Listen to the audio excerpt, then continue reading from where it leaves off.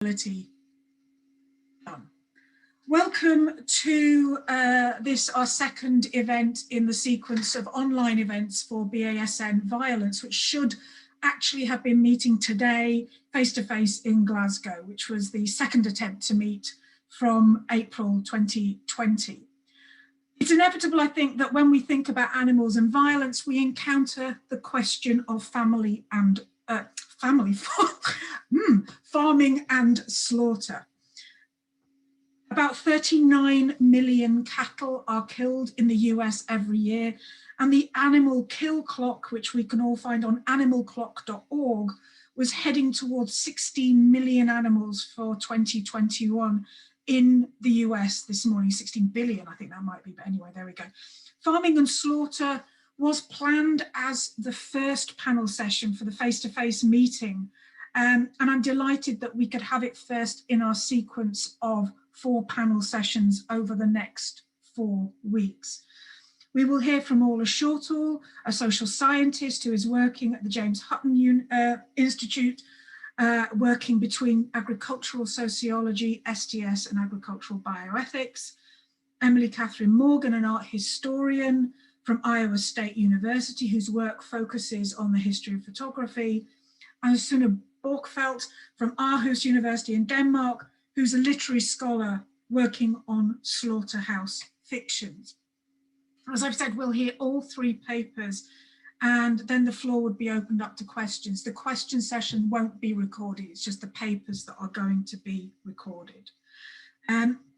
I'll talk through how to do the questions when we get there, but it's probably great if you could avoid, as I say, typing into the chat as we are hearing the papers.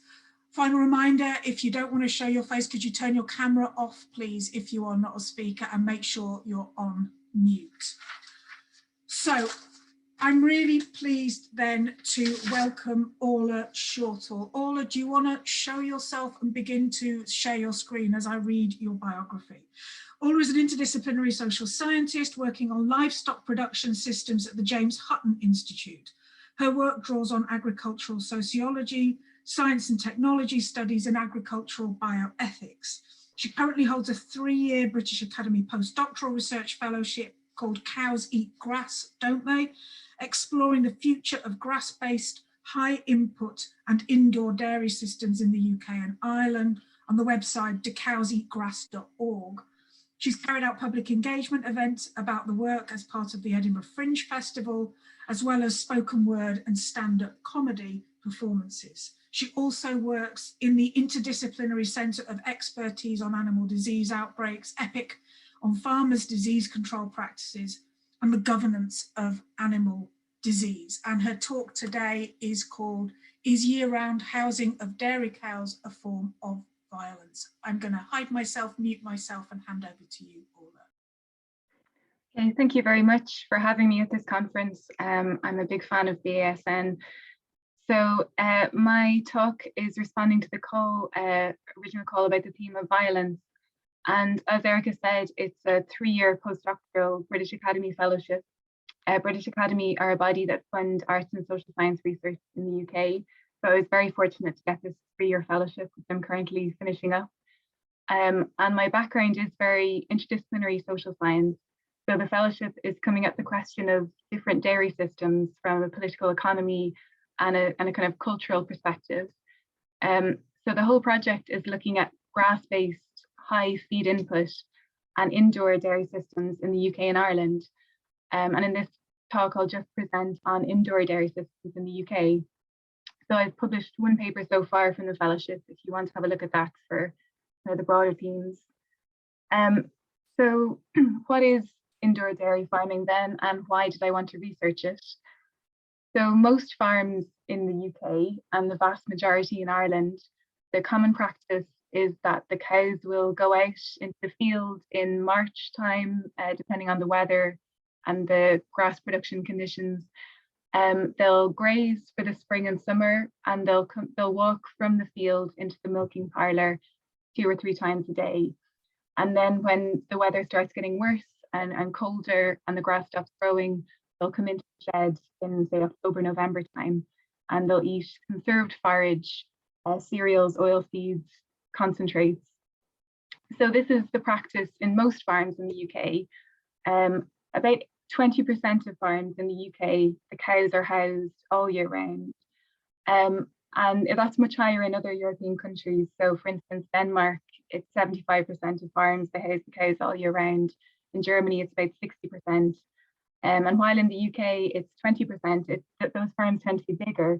So one of the reasons that farms will house the cows all year round is in order to increase in size. Because after about, say, 400 cows, it's difficult to have enough grazing land around the milking parlour to bring the cows in and out 2 or 3 times a day. So after that size, the cows kind of have to be kept inside all the time. And also to increase yields, because in the UK, people talk about grass as being a very variable feedstock, where you're not sure of the nutritional content. It depends on the weather, what the cows eat. Whereas if they're inside, you can control much more precisely what they eat. So you have a nutritionist and you make sure that every mouthful has the same nutritional content and is more calorie dense than grass as well. So that's a way to increase production. And I wrote the proposal for the fellowship when I was working in University of Nottingham Vet School. I was doing a project on vet-farmer relationships, and they have an indoor dairy farming. And to them, this was a perfectly, normal and acceptable practice. Whereas there's research showing that there's a lot of public opposition to indoor dairy farming. People don't tend to know that some cows are housed all year round. And when they learn about it, they generally tend not to accept it or to be against it. And there was a media and sort of non-governmental organisation controversy around this, in particular in 2010, when there was an application called the Nocton Dairy in Lincolnshire for an 8,000 cow dairy farm. So that sort of started campaigns by Compassion World Farming. They had one called Not in My Cuppa, raising awareness about indoor dairy farming. It was a storyline in the rural soap, The Archers, as well. There was going to be a large dairy farm in the area. And off the back of that, there was a couple of free-range milk labels that were launched in the 2010s. So the one on the bottom right was started by a farmer, and then you had other ones from Marks and Spencer's, Waitrose, Asda, a couple of other kind of alternative or an alternative within a bigger supply chain. So I was interested in knowing, we know there's a lot of research saying the public aren't in favour of this. The farmers I knew and the people involved in farming I knew saw this as completely acceptable. So I wanted to learn more about the views within the industry of this. So what are the views about indoor dairy farming by key stakeholders and farmers? And in relation to this presentation, what can that tell us about thinking or not thinking about indoor dairy farming as a form of violence? So in 2018, I analysed documents. I did interviews with people in the industry, academia, charities, government.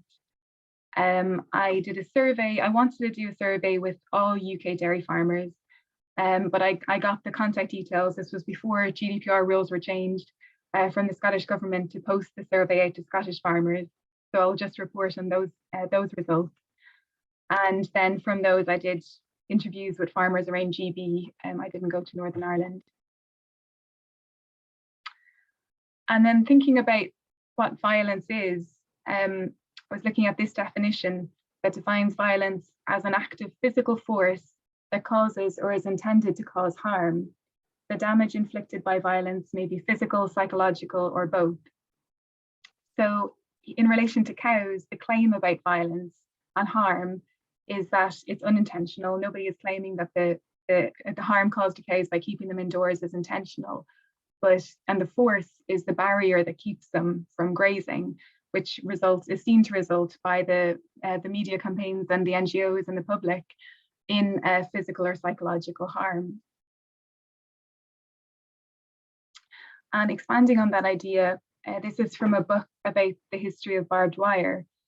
The history of prevention of motion is a history of force upon bodies, a history of violence and pain. So again, that idea that preventing movement in some way is a way of inflicting violence, and in this case, the outcome is something different. It's to increase production and to increase farm size, but that has the result of inflicting violence and being a form of pain. and that book, the first chapter is about how barbed wire was invented to fence off cattle in America. And then I think the sort of the background and how we think about the link between housing, intensification and animal suffering, goes back to, I know British Animal Studies Network had a conference on the idea of animal machines, and the idea that increasing control over animals' bodies in order to increase production it causes suffering. And I say that because I think in other countries, in other contexts, they have a different idea of what the cause of animal suffering is. So if you look at the dairy sector in New Zealand, there they have quite a, they have a very grass-based system, and the claims about suffering from the public are more about lack of control, not enough control over the animal bodies. They're not getting enough food.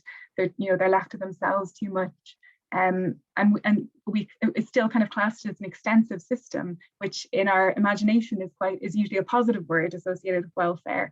So this is very much the kind of the mold of intensification, more control, less space, leading to animal suffering. So looking at the NGO label alternative agriculture sort of discourse around this, from the interviews, I looked at what is the harm that they claim about indoor dairy farming. And there's different areas. One was health. So there is some research done comparing health outcomes for indoor cows and cows that graze. And the consensus is kind of there is worse health outcomes for cows that are indoors all year round. So this was talked about a lot in the interviews, whereas in the industry, as you'd expect, this was kind of dismissed and the methods taken apart, or there was different rationale for why that might be, rather than this system actually results in worse health. And they talked about well-being in terms of social behaviour. Can cows have enough space to socialise adequately, and for cows lower down the social ranking to be able to get away from the more dominant cows?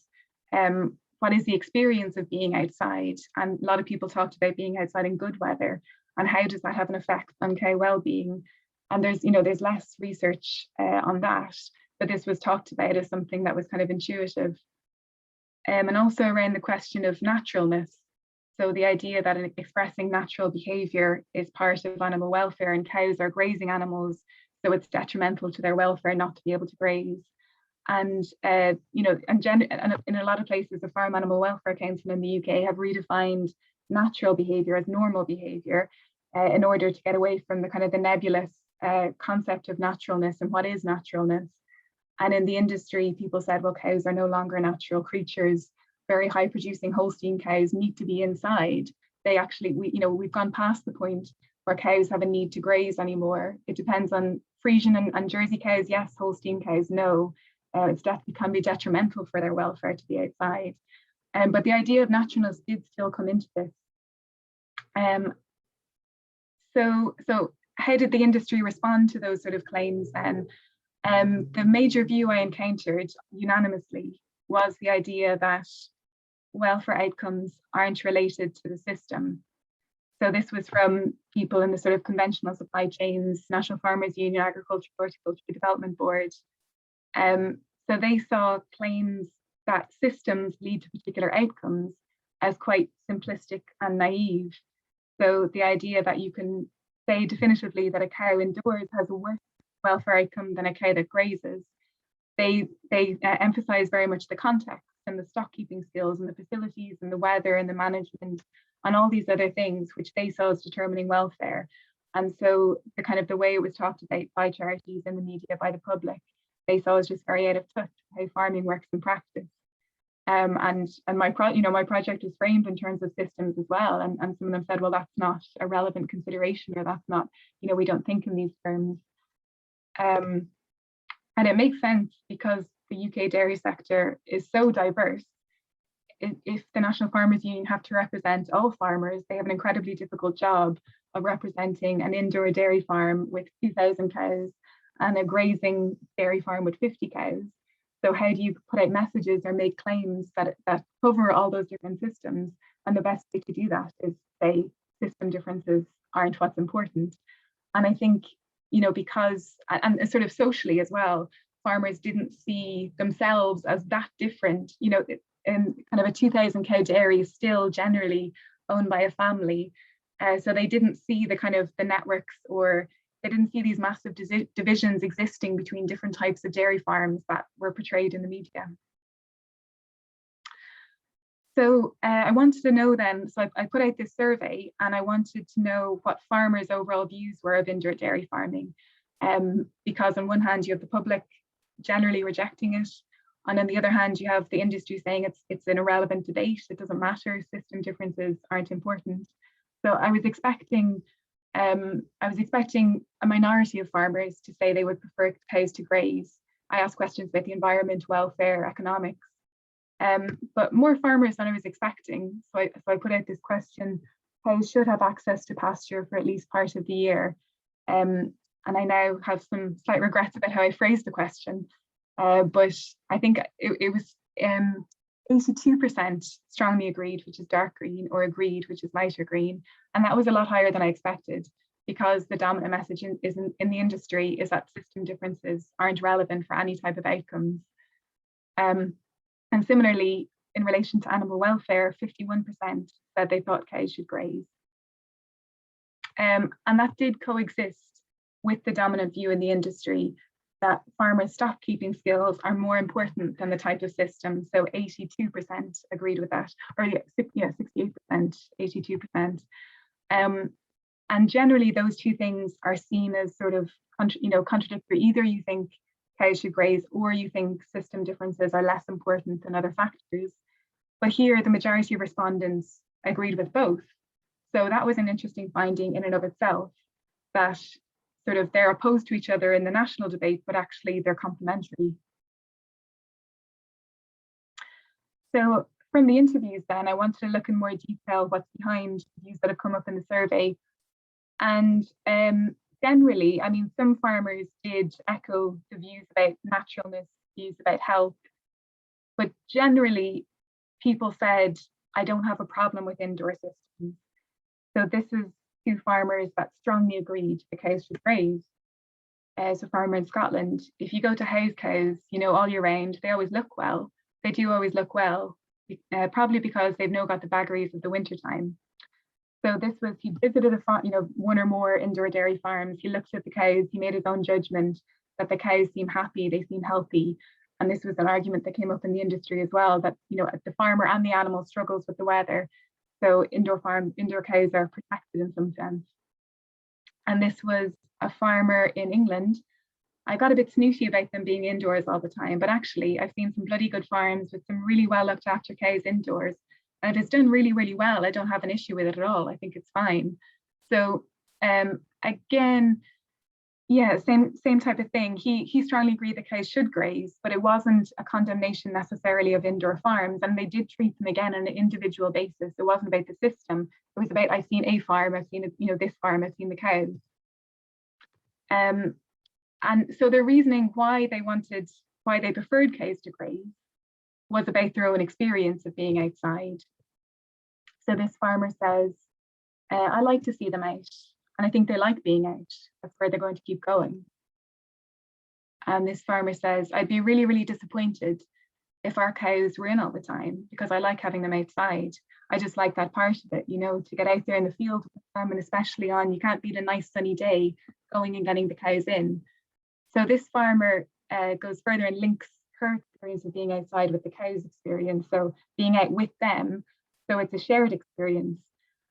And when some of the stakeholders did say, I have a preference, I like seeing cows outside, but they often talked about aesthetics, and they kind of said it as a way, I don't want to generalize this, I don't think this is right, it's just kind of a silly preference I have. So the farmers were saying similar things, but it was more based on their own experience, and it was something that they valued. So where the stakeholders didn't necessarily back up their own opinion, for the farmers, because it was based on lived experience, it was important to them. And this same story about the cow's experience of being outside was told again and again. I got this exact story in different forms. I don't know whether it's the sunshine, or whether it's the increase in temperature, or whether they can smell the grass. I have no idea. But if you open the door at the bottom of the shed, even if it's just going out to see the slurry store or something, They just all come to the gate and start to roar. They just know.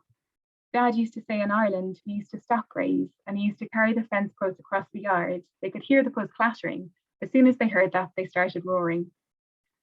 So this story that, and this farmer said that in the autumn time, he'll bring the cows in and the cows don't want to go outside again necessarily. He could leave the gate open in November and nothing would happen. And then they're fine, they're relaxed for most of the winter. And then it reaches a certain point in spring when all of them just decide it's time to go out, whether it's based on the smell, the temperature, the daylight. And then they start to protest. And a lot of people who told this story also use the word roar. And so that was and I've heard that word used before in relation to cow desire. So it's not an expression of aggression or fear. It's very much the cow wants something and there's something in its way. So this was kind of a relational story of cows' desire to graze depends on the time of year. It depends on the circumstances. They have a relationship with all these senses and all these things that tell them, okay, it's time to go outside. So it wasn't cows should graze, cows shouldn't graze. It was that cows have a relationship with the routine on the farm and with the outside world. And one farmer took this further and said, it's no different to us getting in touch with nature, is it? We don't have to do it all the time, but being out in a green space and in the fresh air, in the sun does us the world of good. So I don't think it's a huge leap of faith to think it might do the same for dairy cows. And I find this quite interesting because, you know, a lot of the use of the naturalness was about cows, grazing as a natural behavior for cows. So relating the desire to graze to their wild ancestors or to their, you know, to the previous domesticated practice. But rather than generalizing from that, from the history of cows to what modern cows should want now, he's talking about our own desire to be outside and the fact that we know being outside in green space is good for us, and generalizing that to cows. So it's not that cows should graze because they're grazing animals, cows should graze because they're alive and because we know being outside is good for us. So I find that an interesting kind of evolution on the idea of naturalness and how that applies to farmed animals. So in conclusion, the industry sought to diffuse this controversy by saying system differences don't matter. And it was a strategy to diffuse the controversy, but I think it was also generally just how they experience dairy farming. You know, they do see system differences and there are these divisions, but it's kind of everyone, you know, dairy farming is more important than the type of dairy farming. And the industry debate was about the science. It was about, you know, what importance does naturalness have? How far have cows evolved in terms of, is it okay for them not to graze? So there were these bigger questions. Whereas farmers did talk about those, but they also spoke about lived experience and the idea that a barrier on the farm would be, would be inducing a form of harm was very conditional. In the winter, the barrier, you know, was a good thing for the cow. In the spring, at a certain time, a certain week, the barrier would suddenly become a problem for the cow. So at different times, so there was kind of a movement in the effect of the barrier and the effect of the cow's relationship to it. And I find this kind of linking, because they linked experience so much, their experience with the cow's experience, their experience as people who work outside as having cows that live outside. I find this idea that outside is good, not because they're cows, but because they're alive, quite interesting. And that kind of is leading me to think about how do we conceptualize animals' connectedness to the outside world, and what does outside mean for a cow as well? What is relevant about the concept of outside? Because for farmers, the cowshed was outside, but the way farmers talked about it, the cowshed was inside for cows, and the field was outside. But so it just got me thinking about how do these concepts apply to cows? And it's another way of breaking up this debate and reconceptualizing it. So thank you very much for your attention. I have lots of blogs on the website if you want to have a look at those as well. That's brilliant. Thank you so much. What a great paper. Round of applause there for Orla. Thank you for that, Orla. That was brilliant. Can I invite Emily to bring herself forward and share her screen, that would be fantastic. And I'm now very happy to welcome Emily Catherine Morgan, Assistant Professor of Art History at Iowa State University. Her current book project focuses on visual cultures of the American meat industry. She's the author of Street Life in London, Context and Commentary from 2014, and she has published articles in Art Journal, History of Photography, and Food and History, among others. She received her MA and PhD in art history with a focus on histories of photography from the University of Arizona. So, Emily, we look forward to your paper. You are walking through blood now, routine, and rupture in the Packinghouse. Thank you so much. Can you all hear me? Yes. Perfect. Wonderful. Well, I want to thank you all for being here, and I want to thank Erica for organizing this conference. Before I begin, I do want to note that this presentation does include graphic images and descriptions of animal slaughter. At any scale, a meat production pivots on taking life from a creature who has possessed it. In industrial scale packing houses, it pivots on doing so as often, as quickly, and as smoothly as possible. The meat industry depends on a huge labor force to accomplish the constant processing of creature into meat. And further, it hinges on the routinization of the labor of slaughter. In large-scale meat processing facilities, slaughter is compartmentalized into discrete acts, each performed by a single worker or a group of workers over and over. Each job is a cut, a twist, a particular motion with the hands, a specific movement of the body. Through bland language and corporate or mechanistic self-representations, the meat industry encourages both the public and its own workforces to perceive the packing house as a factory like any other. Meatpacking workers' own representations of their work, however, often differ from industry representations. Workers tend to acknowledge, more frequently and more frankly, the messy and difficult nature of meatpacking work and the violence that underlies it. This paper considers worker representations of the meat industry in image and word, photographs made by workers, and oral histories of meatpacking work. Focusing on representations from the middle decades of the 20th century, the paper finds that not only do meatpacking workers' representations of their work differ from those presented by industry, but that representations made at points of disruption, like labor strikes or escaped animals inside the plant, tend to be more open in their acknowledgement of violence, of the living animal nature of the raw material on which the industry depends. Rupture of routine drives both reflection and action. Packing house workers reference, invoke, and even instrumentalize the violence underpinning their work. In any industrial packing house, events occur in a certain order. Animals are driven into the packing house, elevated by a hind leg into a head down position, and bled. After bleeding, the carcasses are skinned or dehaired, beheaded and eviscerated, then halved, washed, and sent to a cooler to chill before further processing.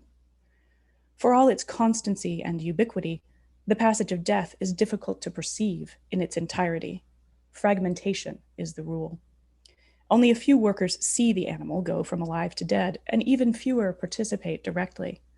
Writing of his work in an Omaha pork packing plant in the early 2000s, Timothy Pacharat notes that only a handful of workers even see the animal looking like an animal because it so quickly becomes meat. What happens on the cold side of the plant after the halved carcass comes out of the cooler bears very little resemblance to violence. The industry calls it fabrication, knife cuts, twists, feeding substances into machines. Indeed, even on the hot side, or what the industry calls the harvest floor, worker training emphasizes remove and repetition. Trauma to the animal causes trauma and thus value loss to the meat, so even jobs directly involved with slaughter must feel to the worker as nonviolent as possible. But the scrim of propriety is sometimes thin. Many workers, and even managers, for instance, persist in referring to the hot side of the plant not as the harvest floor, but as the kill floor. This paper draws on images found in archives, as well as on oral histories. There are fundamental differences between the archive of a company or industry interest group on the one hand, and that of a labor union on the other. Archives of companies and industry organizations tend to be linear and authoritative, taking a magisterial view of meat manufacturing processes and presenting unified visions of company operations and products. Labor unions, on the other hand, are fundamentally multivocal democratic organizations, and their archives reflect this. Pictorial contributions to union archives may include casual snapshots, as well as images by professional photographers. This isn't to imply that industry archives are organized, while those of unions are disorganized. Labor archives may be very deliberately collected and ordered, but there is simply a sense in labor archives that more people are being given more space to speak, to contribute their individual histories to the broader organizational history.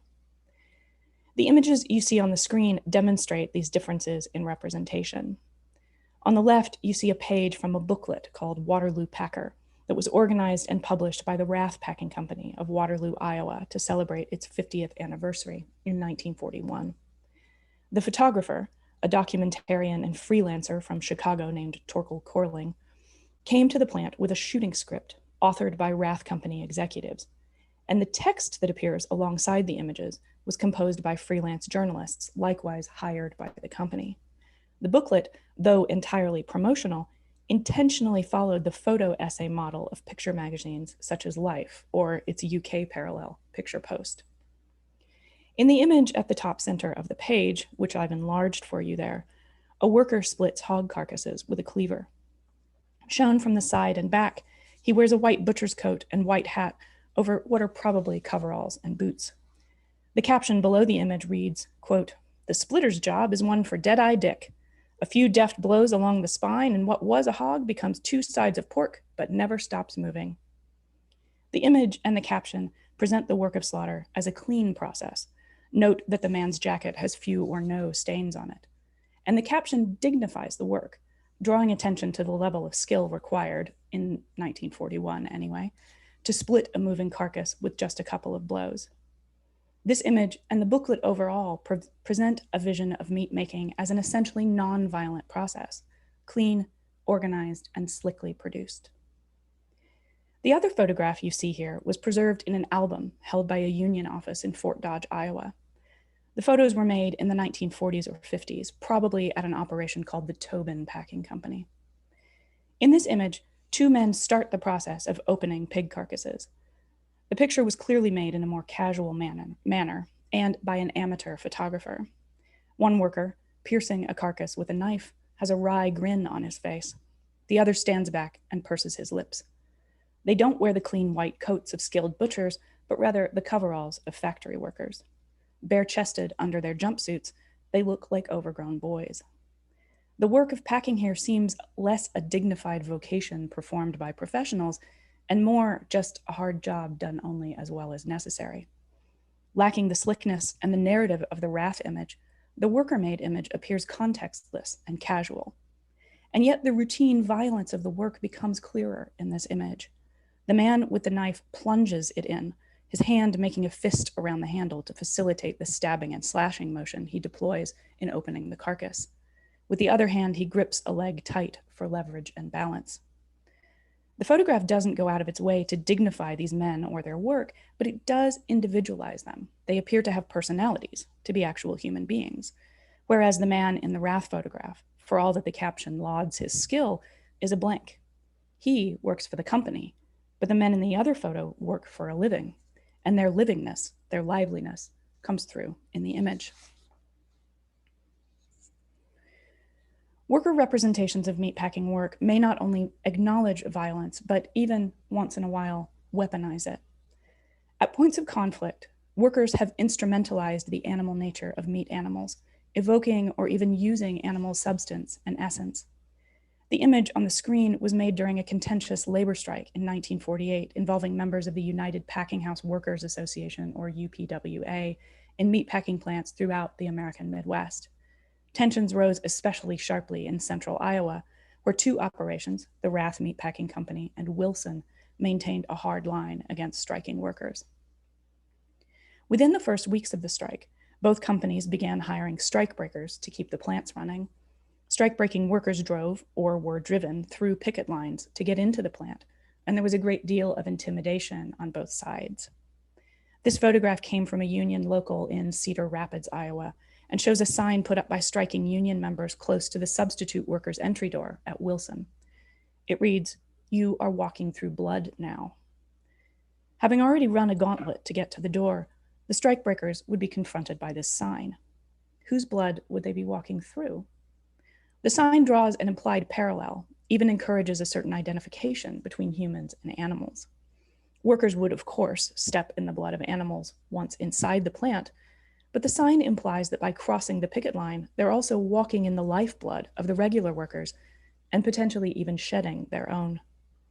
Intimidation, threats, and scare tactic signage were features of any labor strike, but you wouldn't see a sign like this one outside a John Deere tractor factory. The materiality of animal bodies becomes, here, part of the material of the strike itself. Human blood may be shed just like animal blood, the sign implies, if strike-breaking workers persist in crossing the picket lines. Note also how the two O's of blood look like eyes. The sign promises surveillance, monitoring, the word building outward from the violence of meatpacking work toward a totalizing threat. Similarly, a Chicago worker named Sam Parks, recalling union activities in the 1940s, tells of a work stoppage action in which he led a group of African-American workers from the kill floor at Wilson's Chicago plant. They took the action to convince the company to begin hiring African-American women to work in coveted positions in the bacon room, rather than confining them to dirty jobs. Quote, hog kill, beef offal, fertilizer department. Those were the black jobs in that plant. So I led a bunch of black workers from the beef kill and hog kill with blood on them and every other thing, and went into the Wilson office, and we sat all on top of the desks. Black workers with knives, blood dripping, sweat, scared the poor white women in that office to death. They were screaming. They figured a revolution had come. The answer was they would hire black women. Again, workers weaponize animal blood, actual blood in this instance, as an implicit threat and material sign of the power they wield to control the Packinghouse line. In his book, Every 12 Seconds, Timothy Pacherot writes of the wall between the packing plant and the front offices as a boundary and a barrier. Quote, this wall both demarcates and enables the volatile combinations of citizenship, race, class, and education that separate the industrialized slaughterhouse's zones of privilege from its zones of production. By breaching that barrier, bringing blood into a space reserved for paper, Parks and his co-workers achieved their desired result. Of course, part of their power, as Parks points out, lay in the fact that they were workers from the kill floors, which lie at the start of the factory disassembly line. As Parks noted, quote, no packing plant's worth a damn without the ability to process the meat. In transposing taboo substances and taboo tools, blood and knives, into the pure intellectualizing space of the office, the kill floor workers stopped animal slaughter, at least for a brief time, and instead created an atmosphere redolent with the threat of human violence. The photograph you see here comes, like the one I showed earlier, from an album of pictures made in Fort Dodge, Iowa in the 1950s or 60s. The man in the picture, his coveralls stained with blood, wears a pig's head over his own.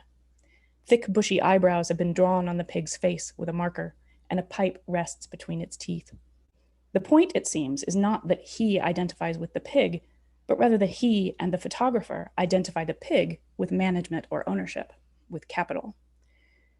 The quotes here come from workers recalling their experiences at a different plant, the Dubuque Packing Company in Dubuque, Iowa, between the 1940s and the 1970s. In a book of interviews, a number of former workers described wearing pigs' tails. One worker noted that, quote, you made your own fun. On the kill, you would have pigtails that were cut off and get a piece of wire and wrap it around and hook it to the belt loop of your pants and walk around with a pigtail. A second worker reported that, quote, we used to have one guy in the kill floor. Every time we got a new employee, especially if they were a woman, he'd take a pigtail and make it look like a penis and pin it to his pants and walk around. And a third worker recalled that, quote, there was this one guy who hated his boss. He'd take the pins that they used to put tags on the carcasses and a tail and sneak up behind his boss in the cooler and pin the tail on the long frock so the boss was walking around all morning with a tail on. The worker as pig, the sexist pig, the piggish boss, and the capitalist pig. In all of these instances, the pig-human hybrid, evoked with humor, becomes at the same time a charged mode of commentary on the humanimal dynamics of the slaughterhouse. I confess that for a very long time, I had only a low quality study image of this photo on my computer, and I assumed that it was a paper mache pig's head with a paper mache pipe. Only on receiving a higher quality scan for this presentation did I realize that the head is a real pig's head. But of course it is. In a slaughterhouse, it's vastly easier to come by an actual pig's head than an imitation one. And that's the point. The routinization of slaughter, the fact that animal detritus is literally everywhere, is the point. Routine here is disrupted and violence evoked through joking and kidding, anything to break up the monotony of the work. But these violent disruptions are also deployed as a form of commentary on slaughterhouse hierarchies, the flow of money and power in the packing house, and in the case of the pigtail penis, as a mode of harassment, a way of asserting power. The animal material becomes a kind of expressive medium through which the worker gives vent to his spleen. Macabre deviations draw attention to the macabre nature of the norm. Animal resistance, or escapes, are another way in which the smooth routine of the slaughterhouse system breaks down. I found no images of escapes made by workers, only images made by newspaper reporters, so I have no visual representation to show here. Escaped animals tend to be rare enough that they sometimes do generate press and even require a police presence, especially if the animal gets out of the plant itself. Workers often remember escaped animals vividly. A number of workers from the Dubuque Packing Company recalled a particular instance in which a bull got loose inside the plant. Quote, "This was a great big Holstein bull. The head plant guard, an ex-cop, was there with a little stub-nosed pistol and down on his knees shooting. I think all he did was piss the bull off. So then the bull decided to leave and get out. So it came down the steps out of the kill floor area. The maintenance guy went out to his truck and got a shotgun and came back in. The bull was close and he shoots and misses. I think he got him with the second shot. The kill floor guys bled him out right away." Quote, "It was a bull and it was shot by an employee. He went out to his truck and got his shotgun and he blew a hole in the wall. But that bull laid up there in that hallway. He wasn't killed by the shot. I'm not sure how they killed it. Somehow they got it down and stuck it and bled it up there, and blood was running down the stairs. That was an awful mess. That bull terrorized the plant." When the bull escapes, violence goes from routine and sublimated to unpredictable and overt. Animal escapes represent situations in which line work proves extremely dangerous and violent for workers themselves, both due to the power of the panicked animal and to the use of firearms. The escape of the animal is a little bit like an explosion in a munitions factory. There's a loss of control over the raw material itself. The power dynamic is temporarily upended, and worker representations of these moments acknowledge, sometimes with a kind of shock, the force required to put things right. The violence and the terror come specifically from the point of deviation. The way in which the animal's escape, his assertion of his own will, differs so radically from the routines of the norm. Righting the situation involves gunshots, a form of violence far more often directed at game animals, or even at humans, than at domesticated meat animals, violence out of place. In these accounts, too, note that the death of the bull, which may or may not have been caused by the gunshot, is separated from the slaughter of the bull in the Packinghouse's canonical sense of the word. A terror while still alive, the bull creates an awful mess on his death, not because it happened, but because it happened outside the kill floor. But where these workers represent the chaos of the escape, industry itself rarely, if ever, acknowledges that such events even occur. Industry narratives suppress rupture. The only business is business as usual. Both in language and in image, the meat industry encourages the public and its workforce to distance themselves from the violent realities of meat production. Language control is a powerful force, as George Orwell wrote in 1984. Despite the meat industry's efforts, however, it has never succeeded at exerting full control over linguistic or imagistic representations of meat production. In picture and word, workers represent their own work in ways that are fundamentally different from industry representations. Workers are far more likely than management or industry to evoke the animal nature of their work, the fleshly nature. Representations of slaughter by workers tend to be franker, less mechanistic, and more fragmented. Images like the ones that you see here on the left, close, disjointed, inscrutable, don't tell stories or sell product in the way an industry representation would. Unlike the ad you see here on the right, such snapshots are useless for promotional purposes. But they are legitimate representations of the realities of meat production nonetheless. If workers are less inclined to give a sense of the big picture, they're far more cognizant of and inclined to acknowledge the smaller picture, more likely to represent and even to instrumentalize the violence, both potential and actual, in their work. Thank you. Fantastic. Thank you very much indeed, Emily. That was brilliant. We'll come back for questions later. So, can I ask Sune if you could start showing your screen and revealing yourself? That would be fantastic. So our final of 3 papers. Sune Borkfelt is a research assistant and lecturer at Aarhus University in Denmark. He's currently in the process of turning his 2018 PhD dissertation on slaughterhouse fictions into a book. His previous work includes articles and book chapters on animals and colonialism, animal otherness, the naming of animals, and the ethics of animal product marketing, among other topics. He is the editor of a special issue of a journal, Otherness, Essays and Studies, focusing on animal alterity, and is the co-editor of a forthcoming edited collection in the role of literature in relation to animals and the climate crisis. His top paper today is Staring Your Meal Square in the Eye, the Slaughterhouse as Gothic Space. Sune. Yeah, thank you, Erica. Right, so this presentation is really pieced together by, or sort of from small, various small parts of my forthcoming book about slaughterhouses and literature. Which should be out on Palgrave sometime next year, if all goes well. It's a book that springs from my dissertation, and as such, it's something that I've been working on for quite a few years now. And one thing that has struck me when talking to people about the project is that very often when I sort of told them that I was working on literary slaughterhouses, they've simply assumed that I must be working primarily, if not exclusively, on horror literature, which is far from true. My project actually spans a number of genres, but I do think it's telling. And this will come as no surprise to those of us who are sensitive to such things, right? But arguably, there's just something about slaughterhouses that seems to inspire the horrific.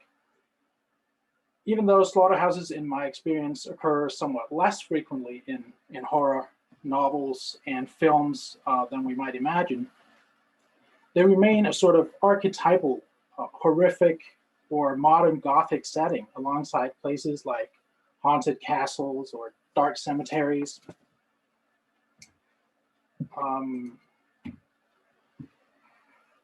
While the Gothic has always been able to draw on places in which blood flows, I think a significant part of the association between slaughterhouses and horrific and Gothic modes today comes from the way in which we've removed slaughterhouses from our everyday lives.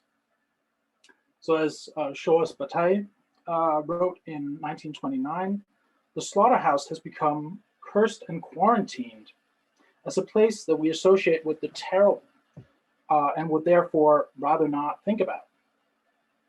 In fact, slaughterhouses have taken the form of what Michel Foucault called heterotopias, places in which the deviant, in this case a kind of systematic violence, is placed in order to create the illusion of a surrounding society that is free from it, and where access is controlled in various ways, with entrance being compulsory for some individuals, in this case non-human animals, while others need to undergo certain rites or obtain special permissions.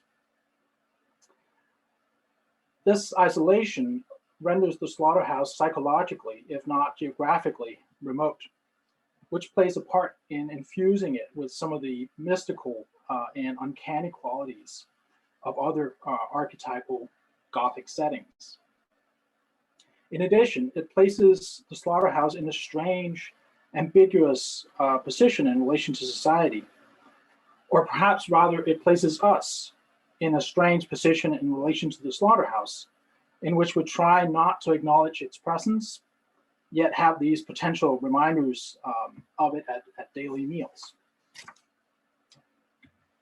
In The Powers of Horror, Julia Kristeva connects the abject to what she calls those fragile states where man strays on the territories of animal, and argues that this is why what she calls primitive societies have, quote, marked out a precise area of their culture in order to remove it from the threatening world of animals and animalism, which were imagined as representatives of sex and murder, unquote.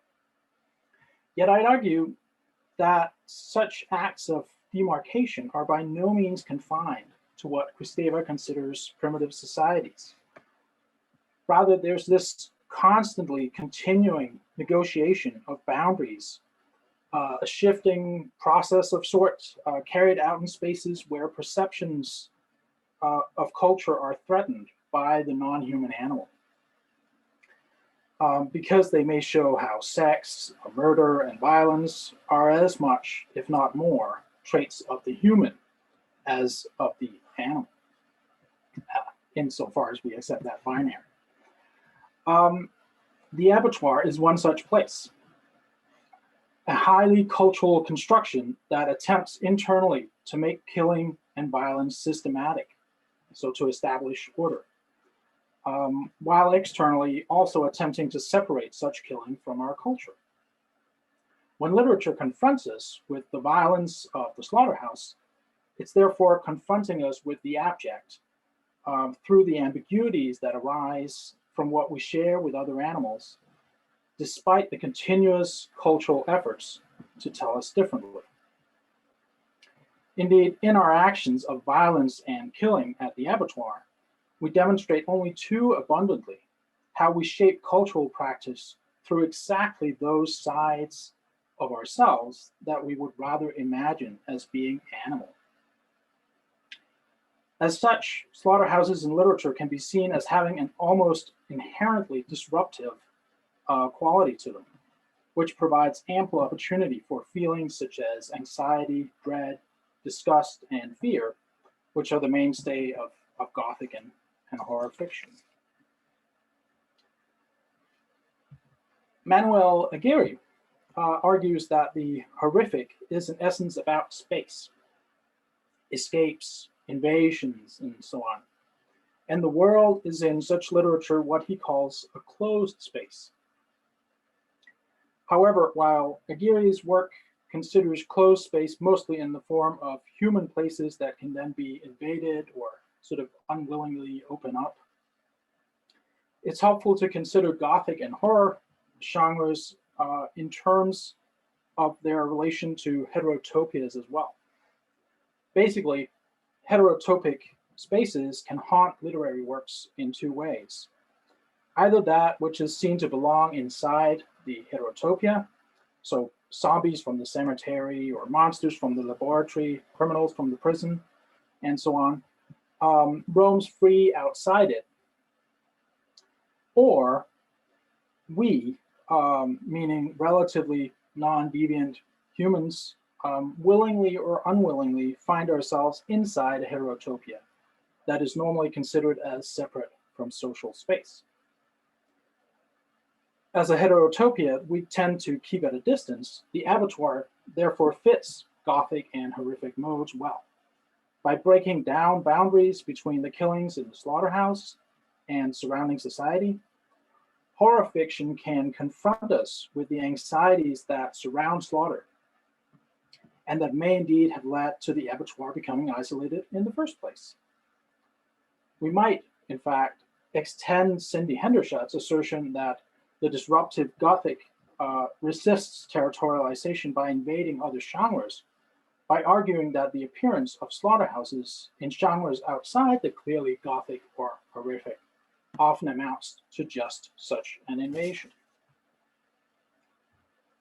This can be seen in as little as the allusion to a Gothic setting as when Upton Sinclair in The Jungle, probably the novel with the most famous literary slaughterhouse, compares pig slaughter with some horrible crime committed in a dungeon, all unseen and unheeded, buried out of sight and of memory.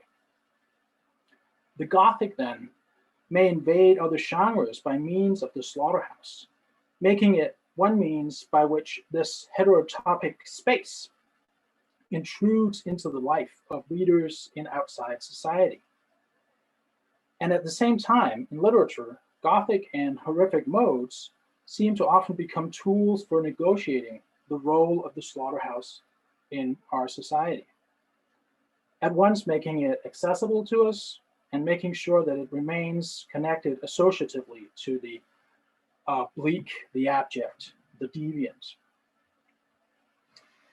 An example of the slaughterhouse as such a bleak space is found in Sam Miller's dark crime novel, The Redemption Factory, where the protagonist's reluctance to start his new job at the abattoir is reflected in the initial description of the building as he approaches it. Its smoke drifts like a ghost, and the place seems to him deceptively quiet and intimidating, and eerily unsettling, chillingly causing the hair on the back of his neck to stand on end. But note that this description occurs early in the narrative, before he has been inside, and before the readers have, before any truly traumatic events connected to the slaughterhouse actually occur. It functions instead as a kind of foregrounding, a warning, if you will, of the slaughterhouse as a place in which one must expect the horrific and the deviant if one enters, as of course we know that the protagonist will, and therefore we as readers will. The other frightening possibility of the heterotopic slaughterhouse breaching the line between itself and social space often lies in the fear of its corrupting effects on those that have entered and returned. For instance, in what the butcher might do when he's off duty. How much of the deviance connected in the slaughterhouse does he bring back into social space with him? This is reflected in real life instances such as the theory of some historians that Jack the Ripper was a butcher, or the historically often mentioned notion that butchers were not and should not be allowed to serve on juries. An idea which, even though it is traceable in the 18th century in London as a legal practice, seems to have often more been more widespread as a sort of fiction rather than a fact of law. So widespread is the notion that butchers are overly desensitized to violence that the judge in Kenneth Cook's crime novel Bloodhouse, a novel that I would be very hesitant to call Gothic or horrific at all, this judge seems fit to warn the jury and the readers with them that the profession of a butcher accused of murder should not bias us in trying to ascertain whether he's guilty. Yet unavoidably, his assertion that, quote, there is no reason to suppose that a man of John Burton's occupation is more given to violence than other men, unquote, becomes conversely a reminder of the violence that is necessarily a part of the work at the slaughterhouse, and of the danger that it might escape the confines of the heterotopia. Such fears of a breach of space may be read as fears of nature in the sense of the supposedly animal drives for violence that might defeat traditionally humanist ideals of a social space defined through rationality. This is, after all, the intended function of the heterotopia, to keep such deviance away. And if it fails, it therefore threatens not just the individual victims, but also more basic assumptions about the spaces that we inhabit. If we confront what goes on in the slaughterhouse, it threatens to destabilize a number of the dichotomies on which we base our ideas of humanity and of culture. In Tristan Eagle's Lord of the Barnyard, for instance, the slaughterhouse becomes all-consuming for the protagonist John Kaltenbrunner, as its violence penetrates his mind and keeps him awake at night, while the work itself is conversely described as an unrelenting nightmare, thus inverting and breaking down the distinctions between day and night. At the same time, the purely physical nature of the work reduces the workers to bodies devoid of mental activity. That is of the kind of mental activity that is so often thought to be the mark of humanity. Described ultimately as hollowed out automatons, I think there's a nod to Descartes there, and one particular individual described as a zombie, they become more akin to the bodies of the turkeys they slaughtered, which are described as quote unquote pharmaceutical monstrosities. The slaughterhouse therefore threatens human, animal, and nature culture binaries, as its unthinking violence destabilizes and encroaches upon humanity. Indeed, fears of such violence, which manages to be unthinking yet cynical, are often at the heart of the horrific or modern Gothic. So, horror fiction, of course, also exploits such anxieties through the use of slaughterhouses. An instance of this is found in Conrad Williams's dystopian horror novella, The Scalding Rooms, which indeed embodies many of the features of slaughterhouse narratives that I've already mentioned. Even here, the abattoir still draws much of its power in relation to the reader from its heterotopic status. While it's quite dispassionate, the description of the slaughterhouse exploits the sort of uncanny unfamiliarity and implicit violence of the various machines and devices used for the slaughtering process.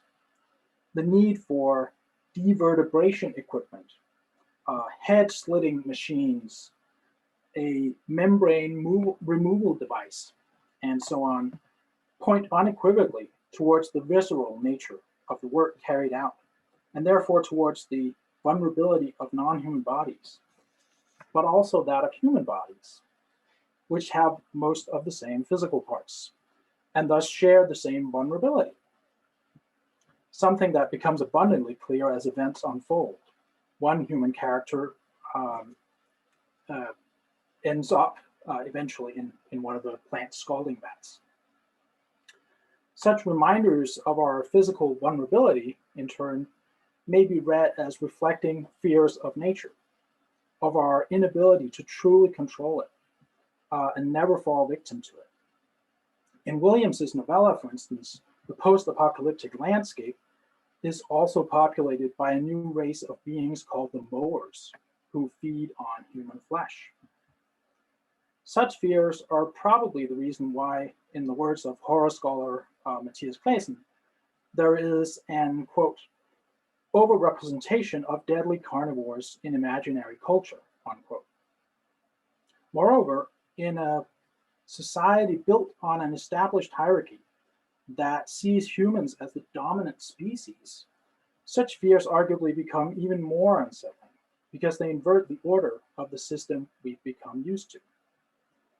Only in few instances, however, is the use of humans for meat depicted as systematic in the sense of an institutionalized violence analogous to that carried out in slaughterhouses. There may be obvious reasons for that. If the literature wishes to appeal to our fear of being prey, the uncertainty of the hunt, the inversion of the hunter and the hunted, arguably functions as a more realistic scenario. So, when the eating of human flesh is depicted as organized by way of an abattoir, it becomes about something more. Where we may fear the agency of the creature that hunts us down and eats us, slaughterhouses beg deeper questions concerning planning and a different level of intention. It signifies a systematic disregard for the interests of those eaten, which may deepen the horror of finding oneself as its object. As objects of the slaughterhouse, we do not just become prey. forced to see our animal status as we're hunted by a predator in the wild. We become further objectified as meat in the sense of a product for consumption. This, for instance, is what happens in Clive Barker's short story, The Midnight Meat Train, and its much later cult horror film adaptation from which the still is taken. Here, a butcher is tasked with methodically slaughtering late-night riders on a New York subway line for the benefit of non-human creatures who are somehow mysteriously necessary to maintain the order of society. From the story's beginning, the horror of the murders is in this way tied to their violation of place, in the sense that something belonging inside the heterotopic slaughterhouse, highly methodical slaughter, is found outside of its closed space. For instance, the highly systematic nature of the killings prompts theories among citizens in the story who are sort of gobbling up sensationalist news pieces in the press, which have dubbed this the subway slaughter. So theories that the slaughters are the result of, quote, something out there that's not human, unquote. This constitutes an inversion of typical expectations in which non-human predators would be seen as less rather than more methodical in their kills. And so it becomes possible to read it as an attempt to avoid recognizing how common such systematic violence is in human society. That is, to deny that which is hidden inside society's heterotopic spaces. The story arguably suggests that we all have a dark side that both fears and is attracted to transgressive acts of violence, and that this is part of what we seek to hide when we separate the slaughterhouse from the rest of society and separate the meat that's eaten from the animals that are killed for it. Taken to its extreme, this fear is expressed in tales of institutionalized cannibalism, such as Joseph de Lacy's dystopian horror novel Meat, in which animal agriculture has been replaced by meat factories that grow and slaughter chosen humans. In cannibalism, we become both predator and prey in the same process, which I suppose is scary enough. But its systematic institutionalization makes it absolutely horrifying, in part because it adds a picture of just how efficient humans are at ignoring or rationalizing the violence that we do. De Lacy's novel, for instance, includes elaborate religious justifications for meat-eating practices, in which some children are chosen at birth as sacred flesh, have marks of humanity, such as thumbs, toes, teeth, and tongues removed, are castrated, fattened, and slaughtered. Simply put, the novel suggests that as long as the violence remains in its heterotopic space, separated from social society, and we have a mythology or an ideology that allows us to naturalize it, we can remain able to ignore the consequences of our habits. It's an ultimate fear of our own nature, the fear that our lust for meat drives us more than the rational humanist ideals we use to define what we think of as humanity. After all, as the cover of one edition of de Lacy's novel says, the flesh is sacred. Thank you.